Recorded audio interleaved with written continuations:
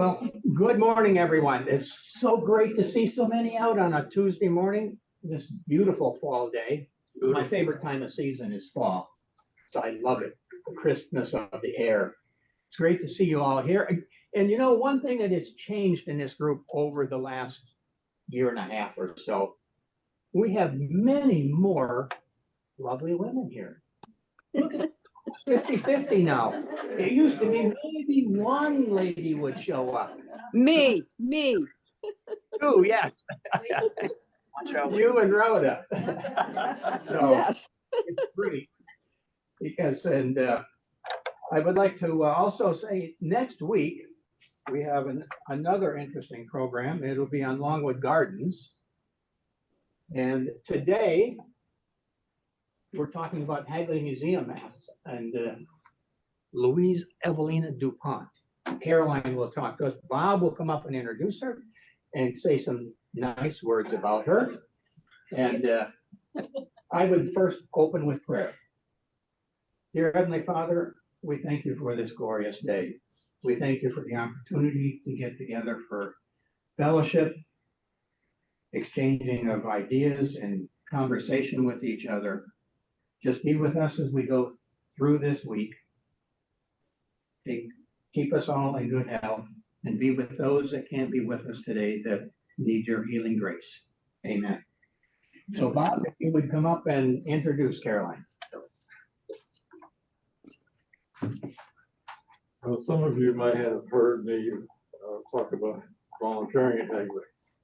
And I started there in June of 2015. So, and met Caroline not long after that. She had been working at the preservation of patent models and registering them in. It was supposed to be a 3-year assignment. It's not done yet. We had a collection of 4,000 models that we, I guess we purchased, and then we also had some of our own. So we've been working on preserving them, getting them registered in the catalog. So Caroline started doing that when I knew her, and then she got promoted to curator of collections. And so I guess indirectly she's my boss. So Caroline is that. She's also a co-author of an article that appeared in Invention and Technology magazine. I think that was on women inventors, wasn't it? Yes. See, my memory's not entirely gone. So she also, as a result of Dave's last memo, she is a Hagley ambassador. Did you know that? I did not know. You do now. I accept. So she's going to talk to us about, as she referred to at Hagley, Mrs. Crowninshield, and she's held in high regard at Hagley. So I'm anxious to hear more about her myself. So Caroline, the floor is yours. Thank you. Thank you, Bob. Can everyone hear me okay? I have a soft baby voice sometimes, so just making sure. Are we ready to go on volume? A little louder. Little louder. Okay. I'll get it up. Okay.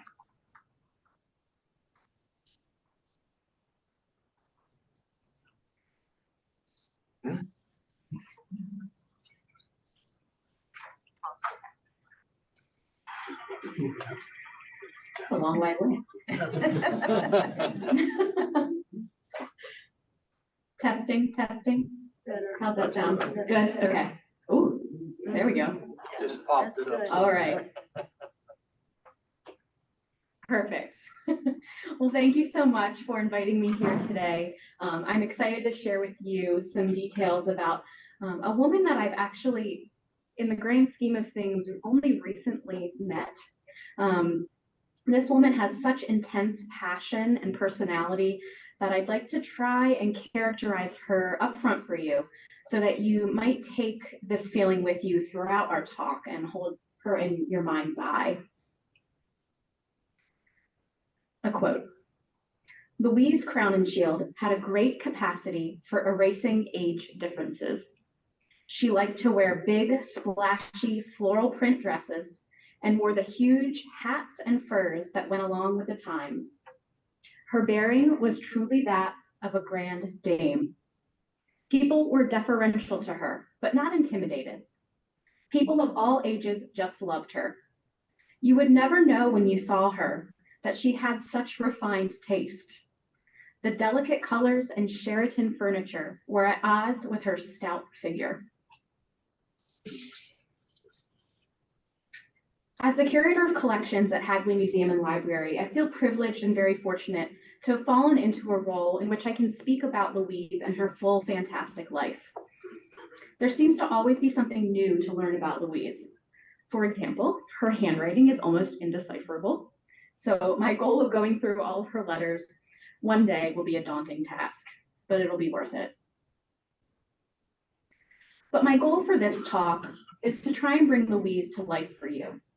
Too often when we discuss historical figures, we simply list accomplishments or prizes won. Though those things are impressive, it can sometimes make the subject feel so far removed from oneself or one's own life experiences that there's no way to really relate to the subject. Yes, Louise was a member of the wealthy elite. She's a DuPont, for crying out loud. But she was also a human with tightly upheld morals and a strong sense of self. She could be a great role model for anyone interested in a profession in the cultural sector or even humanitarian sector, if we let her be. So before I get too ahead of myself, I'd like to give some background and place Louise in a larger context for you by quickly explaining what Hagley is and try to describe what Hagley was to Louise. To give the Cliff Notes version, Hagley is the site of the historic gunpowder works founded by E.I. DuPont in 1802. Our 235 acres are an example of early American industry and include restored mills, a workers' community, as well as steam engine and machine shop demonstrations. And we'll get to our mission a bit later, I promise. Hagley is the place where everything started, at least in the United States, for the DuPont family, after they arrived from France on the American Eagle on January 1st, 1800, after 92 long days at sea. E.I. DuPont was a husband and a father looking for opportunity and stability for his family. Right there along the banks of the Brandywine is where they settled down and built their home and life. Whole lives revolved around this one place for 5 generations, and everyone left their mark upon the environment. A community was built here, perhaps one much larger than E.I. DuPont ever imagined. His brother, Victor, ended up living across the river. His children married into families close by. His employees lived on the grounds in the workers' community. The ancestral home of the DuPont family, called Eleutherian Mills, and colloquially called the Residence, was built by E.I. DuPont in 1803. The residence served as a home, an office, an entertainment space, and a place of learning for the young DuPont family children. Eleutherian Mills was a home that held very special and happy memories for Louise Crowninshield. Louise is directly descended from E.I. DuPont and Sophie Dalmas DuPont. They were her great-grandparents. Louise's grandfather, Henry DuPont, grew up at Eleutherian Mills along with his 7 other siblings. Later, her grandfather, Henry, and his bride, Louisa Gerhard, would raise their own family in Eleutherian Mills. Louise's father, Henry Algernon, grew up at Eleutherian Mills before eventually marrying Mary Pauline Foster and moving just down the road to Winneter. And so Louise grew up at Winneter, along with her younger brother, Henry Francis. Winneter and Eleutherian Mills were so close in proximity that Louise spent an exorbitant amount of time visiting her grandparents, Henry and Louisa, at their home along the Brandywine. She made special connections to the house and to the people in the community. On those visits, she would eat breakfast with her grandfather and his beloved cat, Minette, and then drive around with him in his gig on the farms. As for her grandmother, Louise thought she was one of the most marvelous people the world had ever known. Her time at Eleutherian Mills and along the Brandywine was always well spent. She organized a group of girls between the ages of 6 and 12, which she called the Willing Helpers. These girls, under Louise's tutelage and leadership, met every Saturday morning to make clothes for babies at a nursery in Wilmington. The relationships she made with members of that group lasted a lifetime. We're even fortunate enough to have some oral histories from some of the members of the Willing Workers in our library collections. Eleutherian Mills, or the residence, overlooks the powder yards and was intentionally placed close to the powder-making operations. EI felt that if he was to ask his employees to do this dangerous work, then his home should be under the same vulnerabilities. And vulnerable it was. The DuPont Company and its employees sustained the impacts of 288 explosions and 228 deaths. One of the explosions that looms the largest was the October 1890 explosion in the upper yard.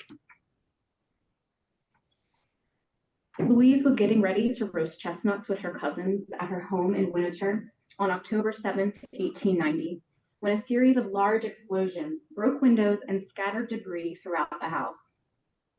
There is an inherent risk in gunpowder making, of course, so the family knew quickly that the explosion had likely come from the family's powder works along the Brandywine.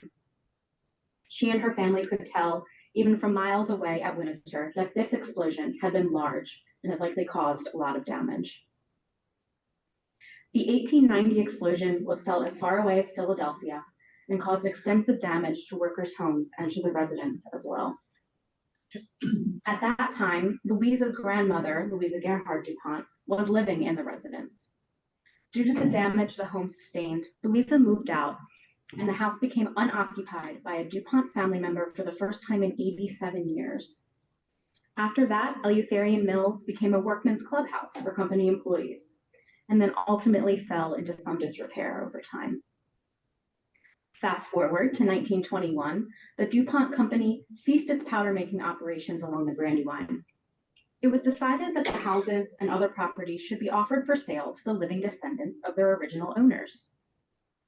Louise and her father, Henry Algernon, weren't really interested at first, but they went to the family meeting at which all of the properties were being offered and came away with Eleutherian Mills. I can only imagine how Louise must have felt when she saw the disrepair of Eleutherian Mills, the house that held so many wonderful memories for her. Louise and her father came to an agreement that she and her husband Frank would live in Eleutherian Mills a part of each year. And so, for the rest of their living days, Louise and Frank would come to Eleutherian Mills for a few months each year, usually in the spring and fall months. Later in life, when reflecting on the decision to buy Eleutherian Mills, Louise said, "This was one of the happy accidents that brought more pleasure into my life than I could possibly describe. I had so many delightful associations with the house and its surroundings that it was easy to go right back." Eleutherian Mills was one of Louisa's first adventures into historic preservation. When her father purchased the property in 1921, he set about its restoration almost immediately. However, almost every decision was made by Louise. At this point in her young life, Louise had been married to Francis Boardman Crowninshield for only about 1 year. She had met her husband up in Boston, Massachusetts, and the couple had a house there on Marlborough Street. Louise and Frank also had a home in Boca Grande, California, Boca Grande, Florida. Wherever Louise lived, she created connections to the community through philanthropical work. For example, she was known as the fairy godmother of Boca Grande. Even though she spent much of her youth in one area in Delaware, her adulthood was full of travels up and down the eastern seaboard, and she took a few vacations abroad. A letter from Pierre S. DuPont makes me laugh and exemplifies this point perfectly. "It will give me great pleasure to dine with you and Frank on Saturday next at Eleutherian Mills. I am not quite sure if this is the right Saturday, or if the dinner is to be held at Eleutherian Mills, Boca Grande, Boyce, Virginia, or perhaps Boston. However, I shall take a sandwich with me and sit on your porch if I find there is no other provision." Eleutherian Mills was definitely Louise's place. Frank deferred to her in regard to the house. This was her domain, while Boston was his and Boca Grande was perhaps best described as theirs. Like I said, Louise never spent all year in the same place, which meant that her father, while restoring Eleutherian Mills, wrote to her constantly, asking for decisions and opinions. One particular letter from her father on October 3rd, 1924 reads, "A great majority of the fair sex are content to have the question popped once, if popped by the right person. But when you arrive in Delaware, you will find that the question is to be popped to you at least 50 times, as there are any number of minor points awaiting your decision." And this quote, from a letter dated August 30th, 1924, is a testament to the pride that Louise and her father took in restoring the ancestral home. Her father says, "The two original marble steps, worn by the feet of so many generations of the family, are in position at the entrance and give out a certain flavor of dignity and antiquity which no modern structure could possibly have." Louise says that she only selected furniture for Eleutherian Mills that would have been in use in the country at the time the DuPont family arrived in America from France. In 1958, she stated, "Everything is authentic and made in America.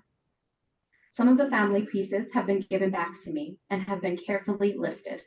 All, or nearly all, I hope will remain in the house. It is my intention to leave them there."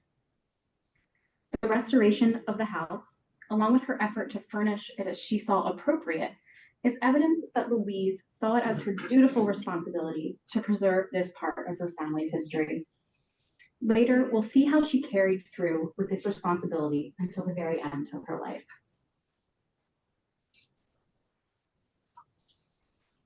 Louise felt a lot of responsibility, not just with her own homes.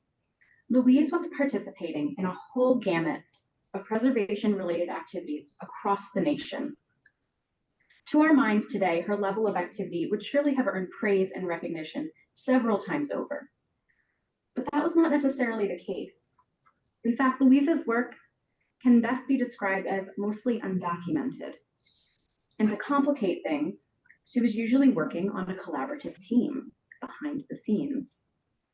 And knowing what I know about Louise now, she was a modest individual who rarely ever wanted to have certain projects or deeds attributed to her. She often gave objects to institutions anonymously, and it would take serious research on the part of the institution staff to figure out from whom they had actually come from. Furthermore, gender roles within the preservation and historic house museum field were clearly defined in the 20th century. Women, though finally finding a place to operate in the public, yay, were still confined to just one small portion of that public realm. Elena Buis, in a wonderful discussion of Louise's participation in the reconstruction of the Dutch house in Newcastle, says it perfectly. Louise, and women like her, were simultaneously significant and subordinate. For an elite, wealthy woman interested in public history, her domestic role as a wife in a household was being transferred to a domestic role in a house museum, meaning the furnishing and the setups of the period rooms were considered the women's domain. But man, if Louise didn't operate in that domain like she owned the place. Louise had an uncanny ability, with no such formal education, to know what the public wanted to see when visiting an historic setting. She didn't receive the formal education that the men of the historic preservation field certainly had, but she still knew exactly what it would take for people to want to visit a house museum. She knew that people needed to be able to see themselves there. In this way, I think Louise was ahead of her time. In today's museum world, we strive for inclusion and relevancy, sometimes missing the mark completely. But Louise operated in a way that makes me think she had her audience nailed down and had a unique ability to present the public with an intriguing, active view of the past. It's difficult to talk about Louise's projects in a chronological sense. She's seemingly everywhere. And for a woman who was seemingly everywhere back then, it's an atrocity that she is almost nowhere now. I think together we can fix that. So before talking about some of the projects Louise had a hand in, I think it's important to touch upon the whys and the hows of Louise's collecting. Louise was known amongst the elite network of collectors and preservationists during her lifetime. But the ways she served the preservation movement and the ways in which she collected, unfortunately, did not lend to great infamy today. Louise was certainly a product of her time. She grew up with the understanding that this realm of work was acceptable for a woman of her social standing to be involved with. Louise was wealthy. She had a capital to become involved in the preservation of historic houses, but as mentioned, her efforts were largely undocumented. Is there another reason besides her behind-the-scenes positions? One other reason is that the historic preservation field during Louise's young adult life was dominated by a male professionalism. Arguments were made that proper collecting was only done by men. The things that women were collecting simply were not thought of as important. It was thought that women collected too contextually, too domestically, like items one might use every day, while men sought out objects to create hierarchical, encyclopedic collections that held scholarly potential, rarity, and importance. Think high value, high taste. Truly, the most perfect distinction between these two types of collecting come from comparing Louise to her younger brother, Henry Francis DuPont, of Winnetou fame. Louise is almost certainly the person who got her brother H.F.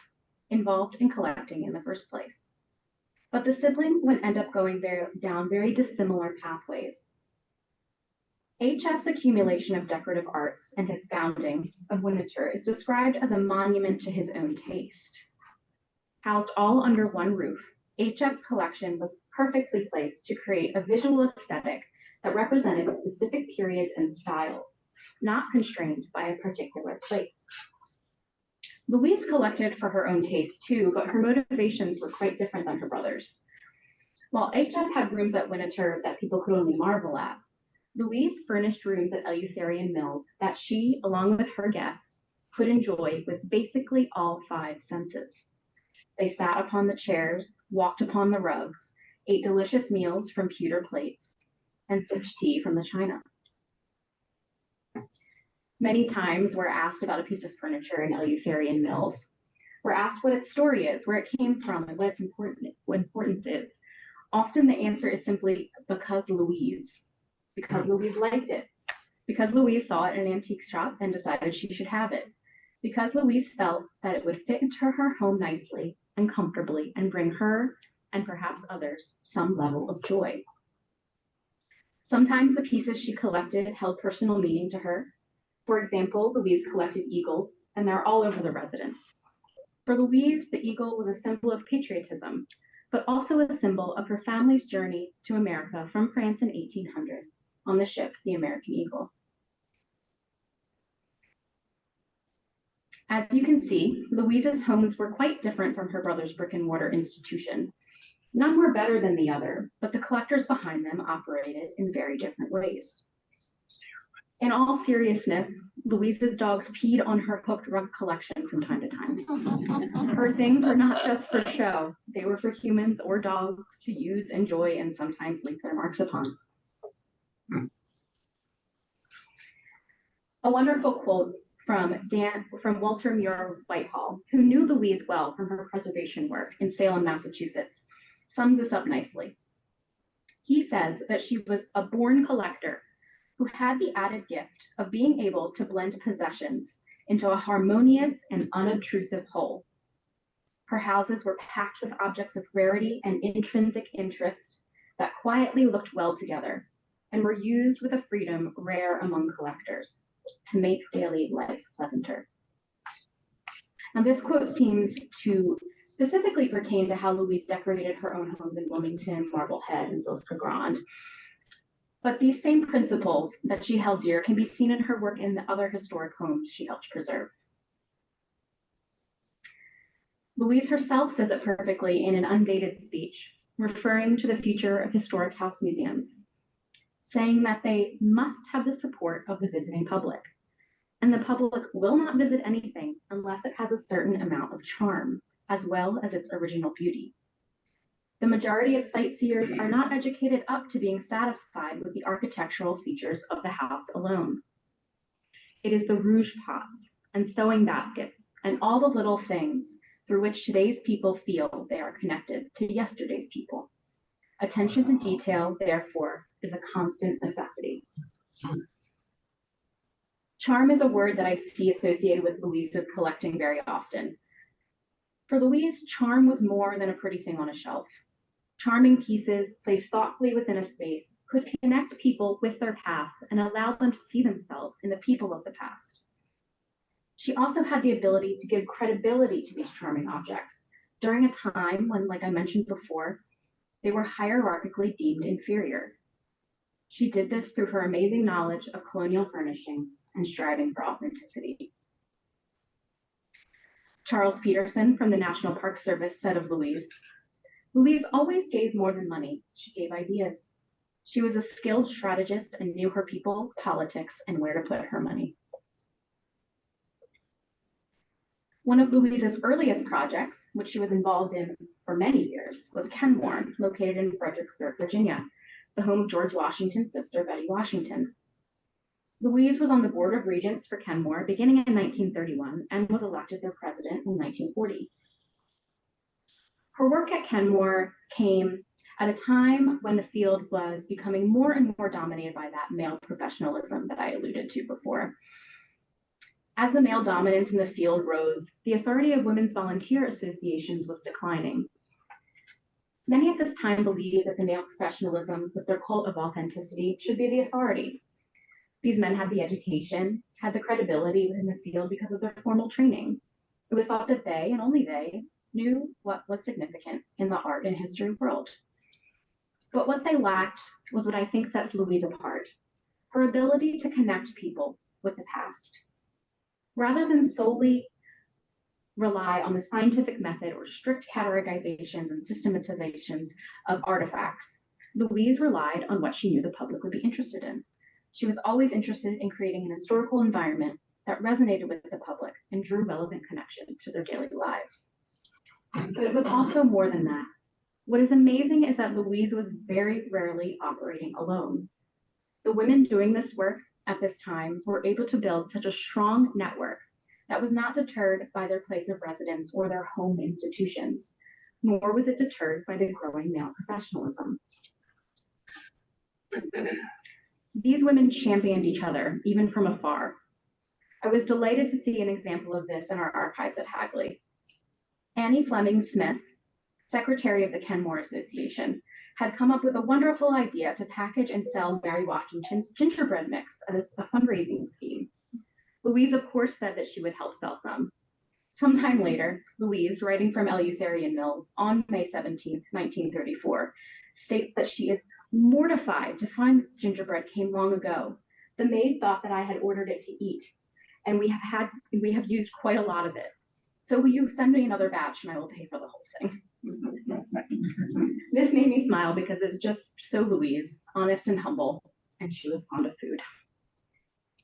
She goes on in her letter to Annie about preparations for Tuesday, and that it now all depends upon the weather. But what Louise was referring to was a Kenmore Day that Louise was throwing at Eleutherian Mills in Wilmington, Delaware, to raise money and awareness for the preservation of Kenmore. Our next example comes much closer to home, as Louise's ideas and monies never strayed too far from Delaware for too long. I grew up in Delaware, so I can remember some details of school field trips I took when I was in elementary school. For some reason, the Dutch house in Old Newcastle was always one of my favorite places. Seeing what life might have been like in the colonial times was an exercise in imagination for me and my classmates. Each of the little things strewn about the even littler house let us imagine what daily life might have been like back then. Little did I know that the person responsible for a lot of the house's furnishings was Louise Crowninshield, someone I'd be able to get familiar with during my adult professional life. In 1938, the Delaware Society for the Preservation of Antiquities asked Louise to become involved in the furnishing of the Dutch house. Louise was already pretty well known at this time for her work at places like Kenmore and Lee Mansion in Massachusetts. So she had already proven herself as extremely competent and knowledgeable. particularly in regard to the colonial revival. To define it very plainly, the colonial revival conveys a romantic vision of the American past. Think along the lines of stereotypical definitions of elegance, good taste, comfort, and domesticity. The late 19th and early 20th centuries were a time of change in America. Industrialization and immigration were changing the landscape of the United States. And essentially, the colonial revival was a conservative movement that longed for simpler times. Louise was in many ways conservative, but she is much too nuanced and complex a person to be able to label her in any way. Nevertheless, objects that portrayed the ideals of a simpler past were sought after by colonial revival collectors, including Louise.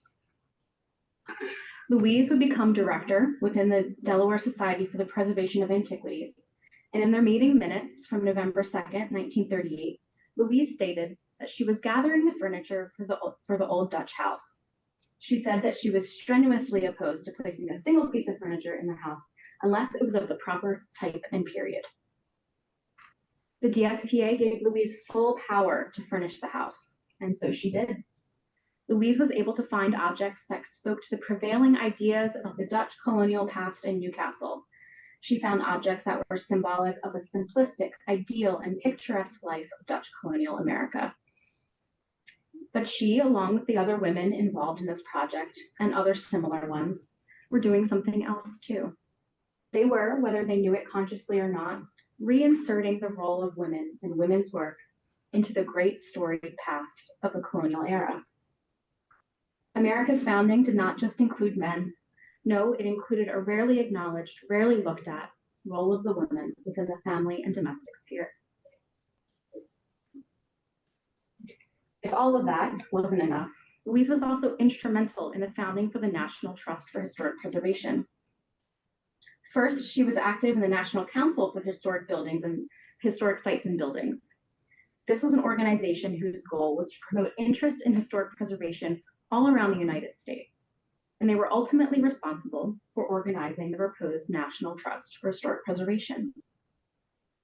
At the first meeting, Louise gave remarks that are just so perfectly Louise. I feel that this is a most worthwhile organization. When I was asked to join it last spring, I was thrilled beyond words because I thought nothing had happened in this country for a long time that would lead to so much that was really wonderful for the country. But I also think it is a funny organization because I don't see why, when I look around this room particularly and see so many notable people, they should have suddenly picked on me. I had a telegram from General Grant. He asked if I would speak, and I was perfectly amazed. And my husband said, "Oh yes, you must go." I was going to say I had broken a leg or something. However, I'm very happy to be here, and I think it is quite wonderful that I was chosen. I hope you think so after I have finished. In 1949, President Truman signed legislation creating the National Trust for Historic Preservation. And I'll give you only one guess as to who was approached early on to serve on the executive committee. Louise's name was brought alongside Mrs. Franklin D. Roosevelt, John D. Rockefeller, and Dwight Eisenhower. As part of the executive committee, Louise made it a priority to include a non-discrimination clause in the Trust's official policies.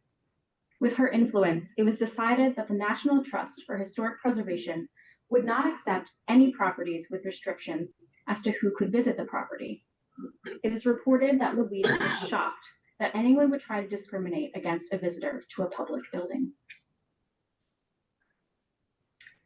Eventually, the National Council and National Trust merged together into one organization. Louise was asked to be the president of the council before that merger. Her response will always amaze me. "I don't think it is suitable. I am old-fashioned. I think a committee position should be held by a man." Nevertheless, she did become president. No one would take no for an answer. Throughout her time on the council, Louise was an extreme advocate for her organization. She directed members of the trust to carry membership forms with them at all times when out in the public. Her efforts are a reminder to all of us to be advocates for our own institutions and organizations we serve and love. It's no wonder that after her death in 1958, the National Trust instituted the Louise DuPont Crowninshield Award.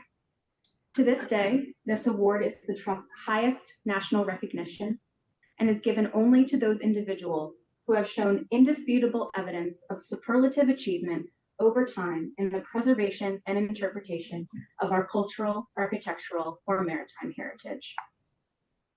Her time with the Trust allowed her to speak a little more openly about her own ethos and approach to preservation and the importance of material culture. She said, "Americans will be better for having around them some visible remains of their past. Books and sketches and drawings and photographs will suffice, but more thought than ever is being given to the three-dimensional documents of history. In the old that is good, there is more than mere patriotic reminder of a past. There is a hope for the future." Hagley Museum and Library's mission is to inspire all people to be innovative in their own lives. And Hagley is uniquely positioned to do so. Together, the DuPont family and DuPont Company is the most perfect case study for American innovation and invention in the 19th century. DuPont family members certainly had an innovative mindset and never ceased coming up with new products, new processes for manufacturing, and new measures of safety for their employees. Hagley tells these stories, and paired with our extensive and diverse patent model collection, Hagley is able to create a clear and impactful representation of invention and innovation in the United States in the 19th century. And Louise is central to that story. But I highly doubt that anyone would label Louise as an innovator. Louise didn't hold any patents. She didn't have a workshop where she experimented or tinkered. Those are the stereotypical things we think about when we think of innovators. The Edisons of the world, having their light bulb or eureka moments, and then steadfastly protecting their intellectual property. But what happens if we let go of the stereotypes? Why shouldn't we also think of Louise as an innovator? Innovators introduce ideas. Louise lived a grand and bold life, even if her personality to our eyes today bordered on too modest. She wanted to make daily life pleasanter for her community and for a much larger public. She made a difference in the world, and she did it in her own extremely creative, innovative way. She brought success to so many historic settings because she was able to look outside of herself and recognize what creative strategies worked, what strategies didn't work, and who she needed on her side in order to achieve a goal. I'll end this rambling with this. Innovation never happens in a vacuum. Louise cared deeply for people, whether they were family, friends, or members of her community. Her niece, Mrs. James Hammond, once said, "She was interested in everyone. There were always people around her. She was like a magnet. People flocked to her and loved her." I do truly believe that through Louise, through her personality and through her tenacity, through telling her story and the ways in which she acted upon the world, we, a cumulative we, can get others to see that historic places are for them, by them, and could be and continue to be because of them. And certainly, this is what Louise would end up doing with some of the last years of her life. She was persuaded quite quickly to give Eleutherian Mills and the surrounding acres to a foundation. To put it plainly, Louise is why Hagley is here today. She's why I'm even rambling on and on to you right now. Here's a quote from Louise herself. "When I was called on the telephone by Pierre some years ago to know if I would give Eleutherian Mills to a foundation, I was completely bowled over. I felt as though I had been turned out on the street and would have nowhere to go and was bereft a home. I was very sad about it. But having a share, though very small, I fear, of the DuPont common sense, and having the ineradicable belief that everything Pierre thought, said, and did, except for not liking dogs, was absolutely right, I soon realized what a wonderful idea it would be to save the Brandywine for posterity. For the ordinary people like myself, it is a source of unending amazement and interest." It's our job now here at Hagley to tell her story to the best of our ability. Here we have the unique opportunity to let Louise shine in a place where much of her accomplishments started. When Louise left Eleutherian Mills to the foundation, she left it with approximately 3,000 objects related to the DuPont family and company. Since then, Hagley's collection has grown to nearly 70,000 objects. Our collections range from gunpowder flasks and gunpowder manufacturing equipment to the first sample of nylon, Pierre Samuel DuPont de Nemours spectacles, to Louise's hooked rug collection. And we are also home to the world's second largest 19th century collection of patent models. Today, we follow Louise's lead when it comes to sharing the collections with the public.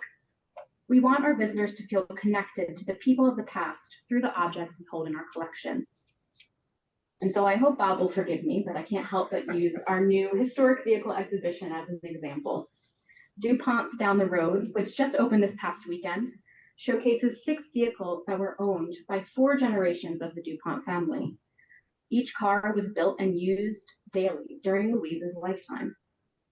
The vehicles there represent stories of technological innovation, social change, and evolution of design and taste, while also illuminating the lives of the DuPonts who lived and traveled just down the road.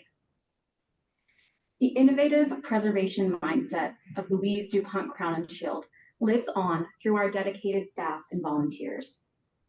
Bob, you and our conservator, Ebenezer Kotai, spent upwards of 1,000 hours restoring the museum's 1941 Indian Model 841 and the 1912 Detroit Electric.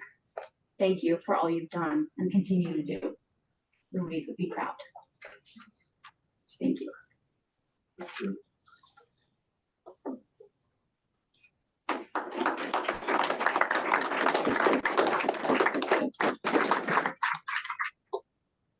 You guys ready for any questions you might have? No, there's a few hands. A patent model, yes, okay. Well, you said path, so, but Did I? you meant patent. Patent, yes. Got it. Yes, yeah, so for anyone else, between 1790 and 1880, when you applied for a patent in the United States, you had to submit drawings, specifications, but also a small scale model of what it was you were trying to patent. I noticed you mentioned the gunpowder works there on the Brandywine was shut down in 1921. Yes. Where did it move to? It didn't necessarily move. They just decided that it was no longer feasible to operate along the Brandywine. So the DuPont company had other points all around the eastern seaboard and the country. So Carney's Point was one, Seaford. Yeah. So it was still alive, just elsewhere. So they had already started gunpowder works elsewhere before they shut down Correct. the one on the Brandywine. Yes. Yes. Thank you. Sure. I don't know who was first. Yeah, I'm just going to say that Carney's Point had a really horrible explosion too, because my dad's sister, my aunt and uncle lived in Carney's Point when that occurred, and all the windows in her house were blown out. That's terrifying. Oh my gosh. One of the most notable instances of women preservation of an historic site is Mount Vernon. I wonder if she had any involvement with the Mount Vernon Ladies Association. I would not be surprised. Yeah, I think she had her hand in a lot of things, and if she didn't necessarily serve directly on a board of regents, I assume people would go to her for advice, just because they knew that she was just a wonderful resource in the area. I'm still trying to track down everywhere that Louise was. Yes, but when did she pass and where is she buried? 1958 is when she passed, and she's buried in the DuPont Family Cemetery, which is adjacent to Hagley. His second question, any children? No, Louise and Frank had no children, but she did say that she excelled in nieces. That's a quote from her. And she loved children. She loved to have young people over and give them presents. And I mentioned that she was the fairy godmother of Boca Grande, and she would often give Christmas presents to the local children down there. Did they make music ammunition for World War II? Yes, I believe so. Yeah, Mhm. I was wondering if different plants had made that. Yeah, I'm sure. I'm just not positive which ones would have done that specific work. They obviously survived the Depression. They did. They got a bum rap on the ammunition. They got labeled the merchants of death at one point. Yeah. Yep. Any other, go ahead, Bob, you have a comment. Her father was Henry Algernon. Yes. Is he the one that received the Medal of Honor for Civil War? Yes. Mhm. Thank you. You're welcome.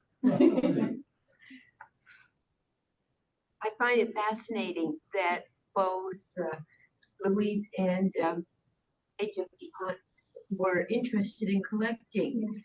Is there any correspondence that exists between the two of them? There is. There's a lot, and it's actually housed. Most of it is at Winter. There is some at Hagley in our archives as well, and I'm trying to find the time to go over to Winter and read through some of that because unfortunately, not much is digitized from either Hagley's collection or Winter's in regards to their correspondence. So I can't wait to get my hands on it. And second question to that. It was an interesting time to think, as I think through history, I think maybe Teddy Roosevelt and all, but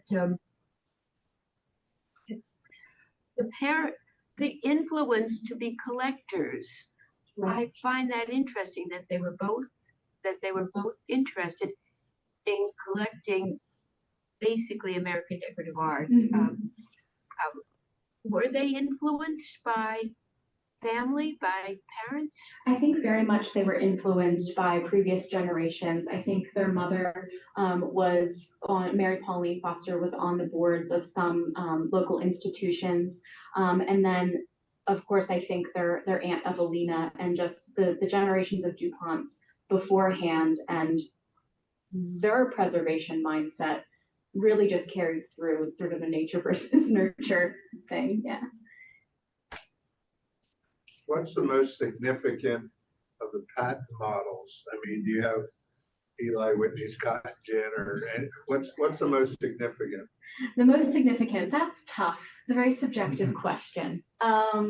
So we do have those VIP names like the Eli Whitney. We don't have that one specifically, but we have a George Westinghouse locomotive brake. We have a Jim B distilling apparatus. We have a Bissell carpet sweeper. Bob, what else do we have?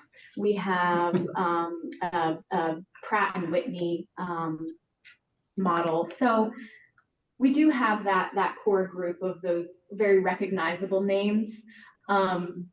Most significant, that's a tough question. I don't know. I'm not sure. In what aspect, in what industry, in the aspect of the whole entire world, or I don't know. Are these novels on display? They are. So we have another new exhibition, which opened last year. It's just coming up on its 1-year birthday in October, called Nation of Inventors, where we have 120 patent models on display. And we delve into the history of the patent system in the United States in the 19th century and all that fun stuff that was going on with industrialization, the golden age of invention. And then we also delve into the motivations behind the inventors themselves. What made them invent? What made them act upon the world in the way that they did? What I noticed, Caroline, in doing the work on preserving and cleaning up these models, I was surprised at the number of women inventors in that time. Mm-hmm. I was not expecting that. Yeah, so we have about 80 patent models that are by women inventors. And we're still searching for more. It was tough in that time because the patent process, the patent application process, it was very democratic in the way that you did not have to submit your real name. You did not have to submit your race, your gender. You just had to submit a name. It could have initials. It could be a pseudonym. And your place of where you were patenting. So it's very tough to know exactly how many women inventors there were in the United States at this point in time, because there's no way for us to really truly count them. And there were also a lot of biases towards these women. So there was an effort to count women inventors in the early 20th century, but a lot of patent examiners skipped over certain inventions they didn't think could possibly be invented by a woman. So a lot of mechanical things were overlooked when they were actually invented by a woman. So we're still working on that research. We've got a lot at Hagley. Come see us.